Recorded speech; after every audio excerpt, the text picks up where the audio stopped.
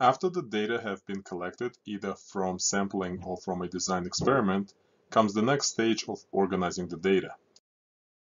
Organizing data can be a very difficult task that may involve many steps, such as checking the data quality, data cleaning, and many other steps.